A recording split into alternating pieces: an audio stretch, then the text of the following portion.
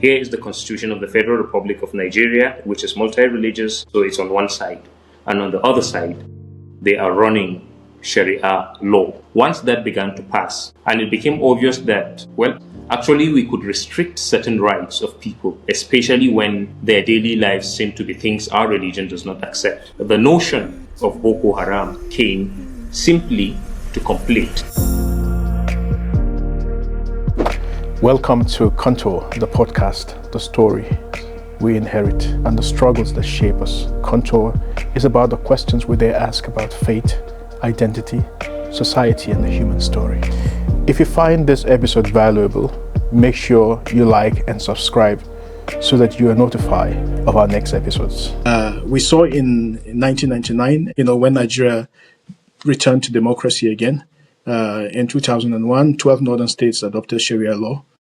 How did that change the social atmosphere in Nigeria? The adoption of Sharia law was one, born out of political, religious fanaticism, and two, was a rebellion against a Christian president. I would remember, of course, not something that was shown on TV, but it was said that once that idea came, the then President Olusegun Obasanjo did roll out the possibilities of that creating a problem. And once he said that, the Muslim governors who were not okay with him began saying it is their religion, blah, blah, blah. And the moment they left the meeting, they began declaring Sharia in their states.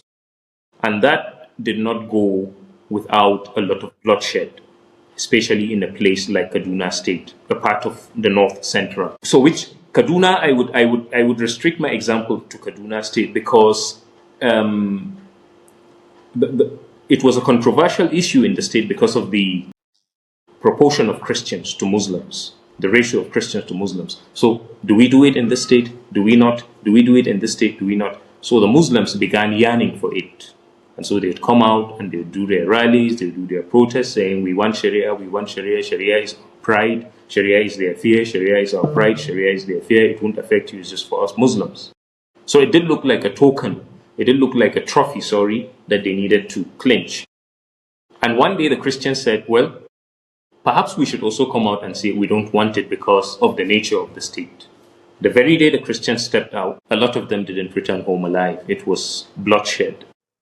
Now, that gave an idea about what would lie ahead. Zamfara went on to do it, and Niger went ahead, a whole lot of other states went ahead, and it looked as if that was what they needed to appease themselves.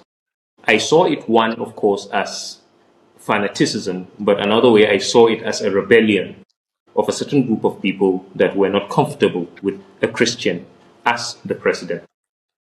So one, is it okay then to assume that there is in the North a sort of an assumption that that the North needs to exact its influence as having a common religious and cultural identity over the rest of the nation, so that they don't get marginalized, or so that they prove that they are dominant in Nigeria?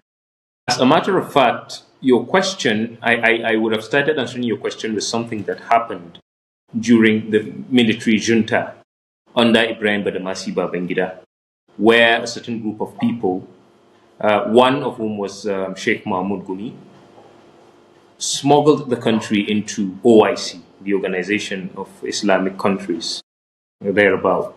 Of course, my detail of it is a bit sketchy, but what I can recollect from that is when it happened, it was a rumor.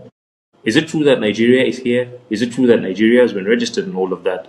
And even though as a military president who was a Muslim, there was a good understanding and an appreciation of the ethno-religious diversity of the country. So he wasn't sure. And then it was decided that the best way to deal with it was to leave it as an ambiguous matter.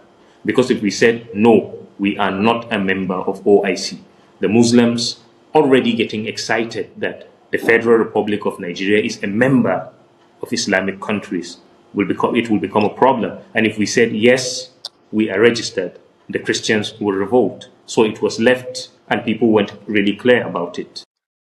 I think that was what began to instigate the notion of either politicians or military officers or clerics to feel, hey, we have a jihad to win.